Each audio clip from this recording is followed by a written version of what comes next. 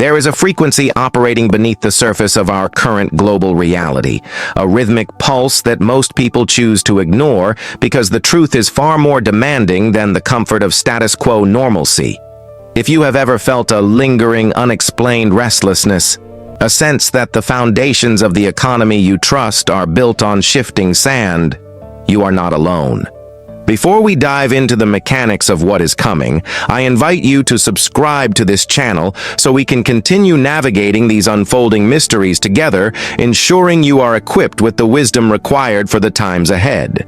We are standing at the threshold of a shift that will redefine what it means to be a steward of resources, and the blueprint for surviving, and indeed thriving, in this environment was written thousands of years ago in the chronicles of a man named Joseph.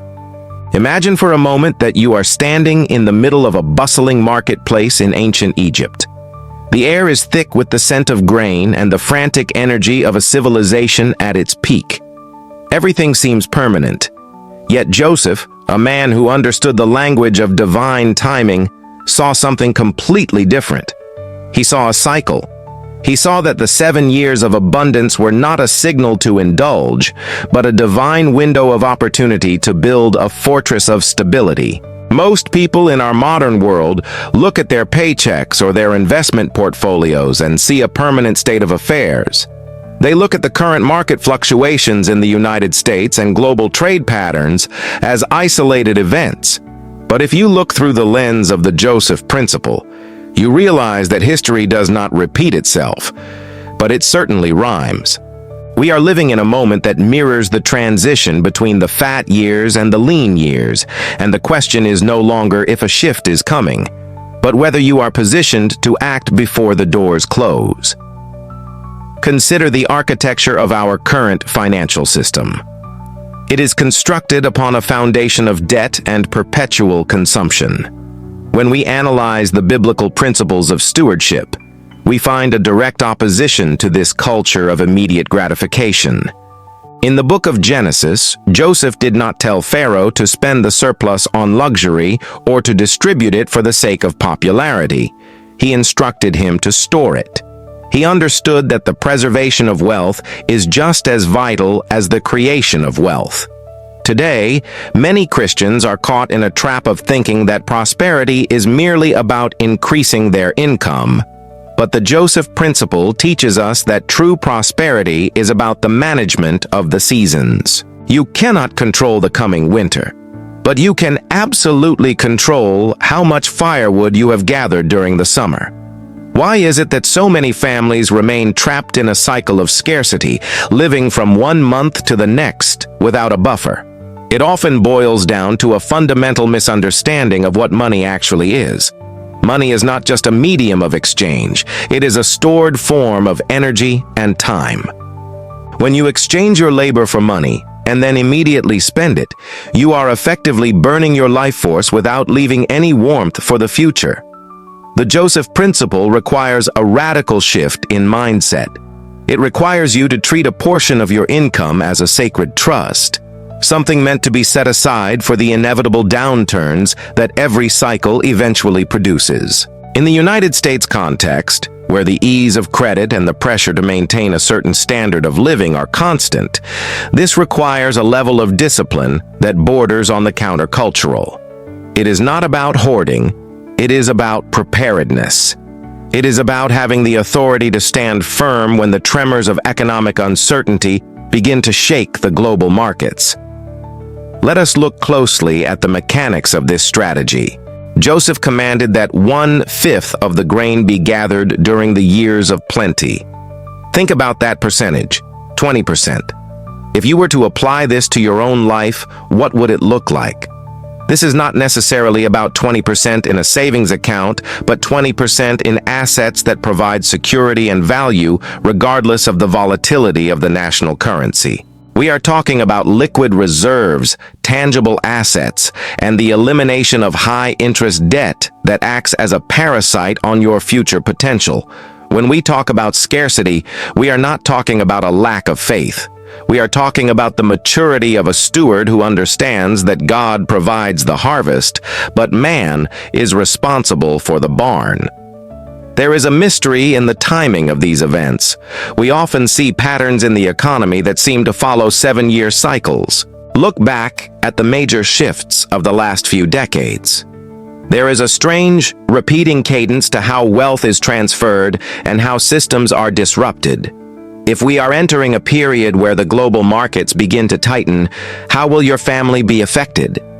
The Joseph Principle is not meant to create a spirit of fear, but a spirit of profound, unshakable peace. When you know that you have 7 years of reserves, or the functional equivalent of stability built into your household, you no longer move with the frantic energy of a panicked society.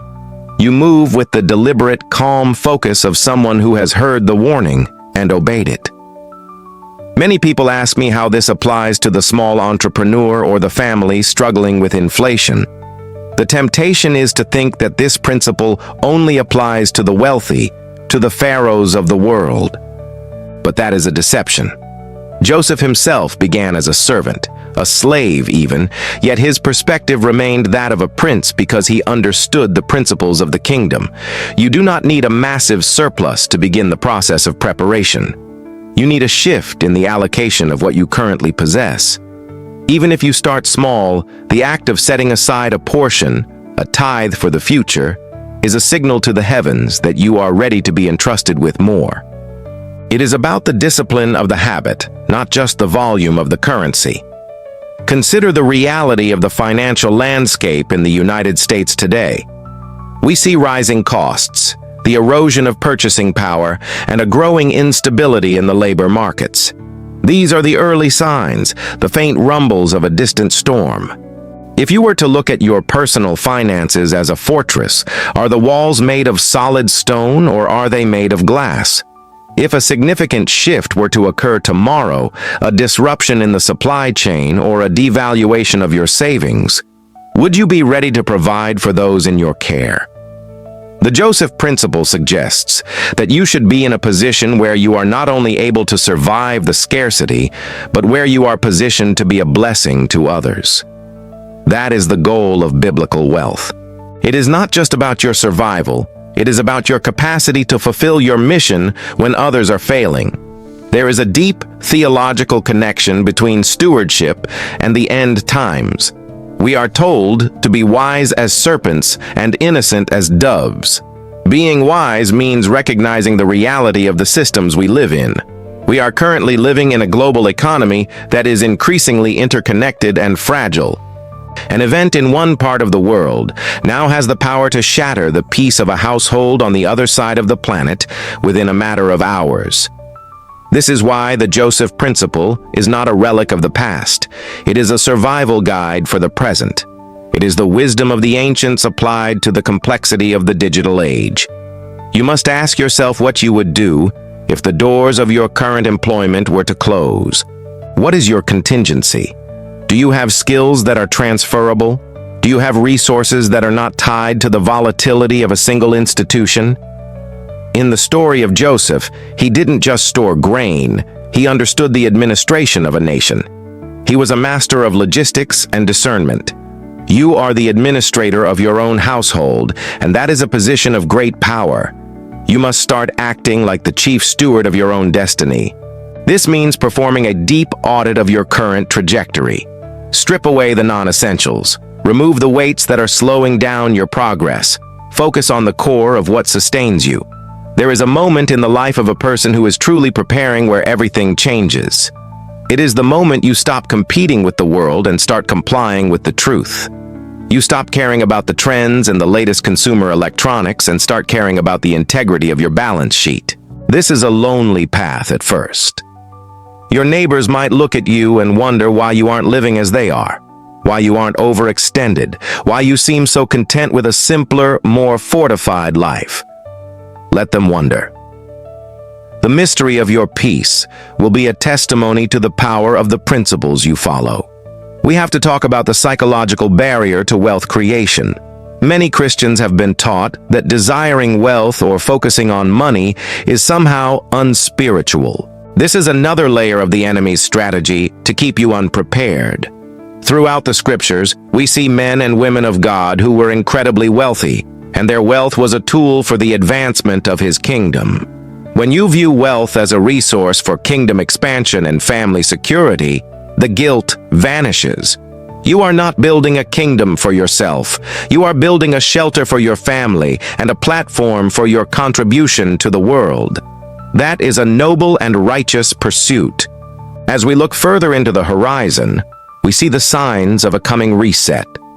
It is being discussed in boardrooms and government offices across the globe. They use different language. They talk about economic transitions and systemic shifts.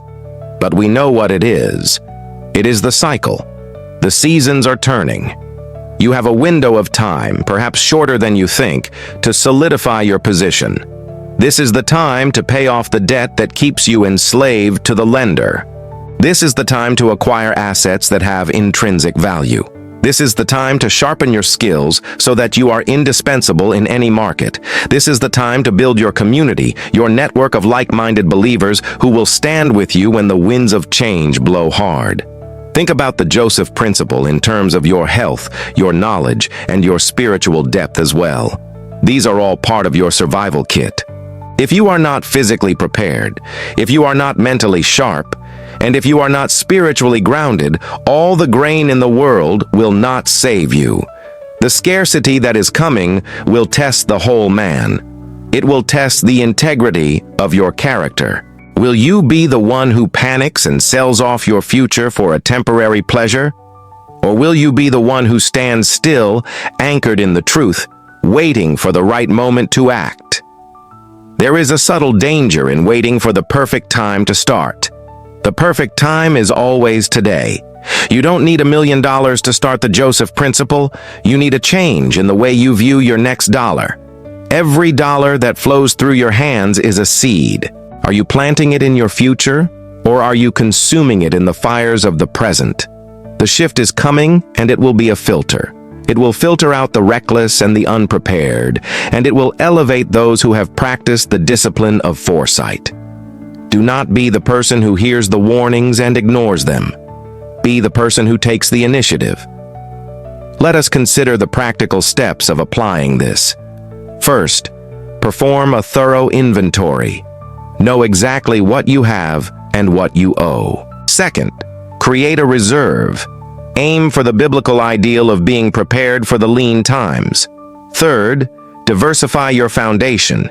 Do not leave your family's future in the hands of a single system or a single source of income. Fourth, cultivate wisdom, seek out mentorship, and study the markets with a discerning heart. And finally, maintain your faith.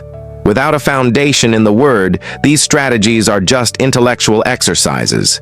It is the Spirit that gives life to these principles. As we conclude this look into the mysteries of the Joseph principle, remember that your preparation is a testament to your trust in God.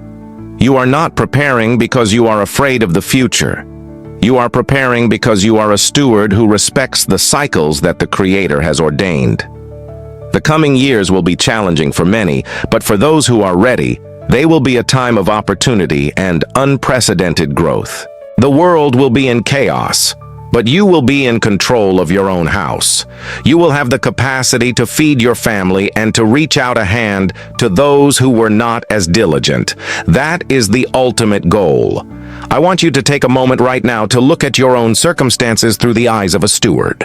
What is the one thing you can do this week to move toward greater stability? What is the one sacrifice you can make to secure your future? Do not let this information become just another video that you watched and then forgot. Let it become the catalyst for a fundamental change in your life.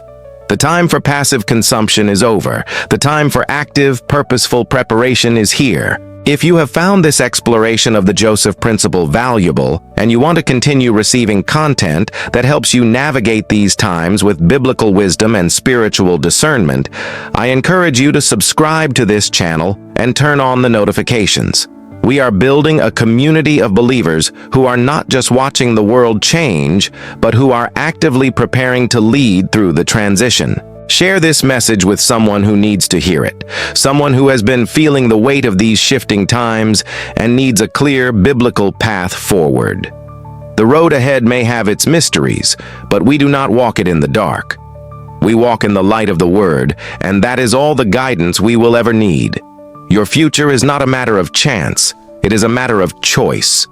Choose to be the steward that your generation needs. Stand firm, prepare the way, and watch as the doors of opportunity open in the midst of the storm. The shift is coming, but you, by the grace of God, will be ready. There is a profound difference between stockpiling out of fear and storing out of wisdom. Fear is reactive. It is the frantic purchase of goods when the shelves are already emptying and the panic has already set in.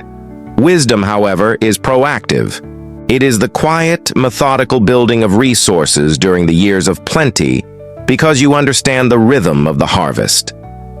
When we look at the life of Joseph, we see that he did not wait for the famine to begin before he started gathering the grain.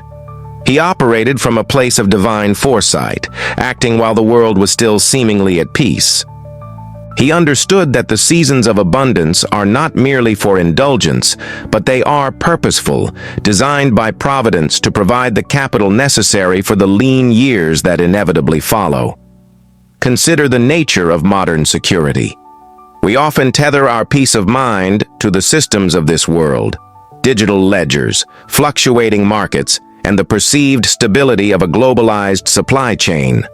But if the last few years have taught us anything, it is that these systems are remarkably fragile. They are interconnected in ways that make them susceptible to cascading failures. When you place your trust entirely in external systems, you are essentially outsourcing your security to people, processes, and policies that do not have your best interests at heart. The Joseph Principle calls us back to a more sovereign mode of living. It invites us to cultivate personal and communal resilience that does not depend on the continuous functioning of global logistics. Start by auditing the areas of your life that have become overly dependent on those fragile systems. This is not about retreating into the woods or abandoning society, but about reclaiming a measure of autonomy. Think about your water, your heat, your food, and your information. If the grid were to falter or supply chains were to constrict, where would you be most vulnerable? Identifying these points of failure is the first step toward true stewardship. You do not need to solve every problem overnight, but you do need to stop pretending that the current status quo will last forever. Purposeful preparation is an exercise in reality, not a departure from it. Furthermore, we must address the mental and spiritual dimension of this preparation. A man or woman who is prepared physically but remains tethered to the anxieties of the world will still be broken by the storm. The biblical steward is one whose internal fortress is as secure as their external pantry. This is why we read the scriptures not just for comfort, but for strategy. We look at the history of those who came before us, the prophets, the kings, the ordinary believers who lived through periods of displacement and scarcity. And we realize that their victory was never found in their material wealth alone. It was found in their unwavering connection to the source of all provision. When you are rooted in the belief that God is your ultimate provider, you are freed from the paralyzing grip of scarcity thinking. You begin to operate with a different kind of authority, a different kind of calmness that is quite literally offensive to the chaos of the world. Let us dig deeper into the practical application of the Joseph Principle in the context of the current economic environment. We are seeing a shift in the value of currency, an erosion of purchasing power that acts as a silent tax on the diligent. The wise steward recognizes this. You do not hold on to melting assets when you have the opportunity to exchange them for tangible, lasting value. This is not about speculation, it is about preservation. Whether it is skills that are universally needed, tangible tools, precious metals, or the simple ancient wisdom of knowing how to produce things yourself, you are diversifying your reliance. If you only have one path for your survival, you have no options when that path is blocked. By creating multiple streams of self-reliance, you ensure that you remain a contributor rather than a casualty of the coming shifts. Think of your family as your foundational unit of governance. In a time of crisis, the nations will struggle, the cities will turn inward, and the support systems we have taken for granted will be taxed beyond their limits. Your household, however, can remain a place of stability. This requires you to step into the role of a leader who is intentional about family culture. Teach your children the value of work, the importance of saving, and the necessity of being prepared. Do not shield them from the reality of the world, but equip them with the tools to navigate it with confidence. A family that is united in purpose and prepared in practice is an unstoppable force in a fragmented world. You are not just preparing for yourself. You are building a legacy of resilience that will serve those who come after you. There is also the matter of community. No man is meant to be an island, and certainly no family is meant to survive the famine in complete isolation. Joseph did not store the grain for his own personal hoard. He stored it for the survival of the nation and ultimately for the preservation of the covenantal family.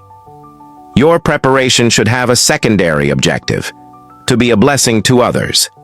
When you have extra, you have the capacity to be a pillar for the weak. You have the ability to offer bread when others are begging for a crumb.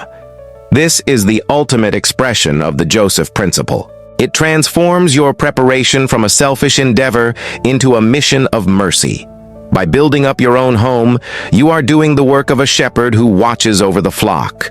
We must also talk about the noise. We live in an era of constant, overwhelming information.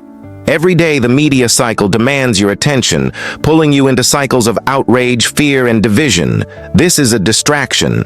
It is designed to keep you in a state of reactive agitation, preventing you from doing the slow, steady work of preparation. If you want to be a steward for the coming season, you must learn to gatekeep your own mind. You must be willing to tune out the noise and tune in to the signals that matter. What is happening underneath the surface of the headlines? Where are the true trends moving?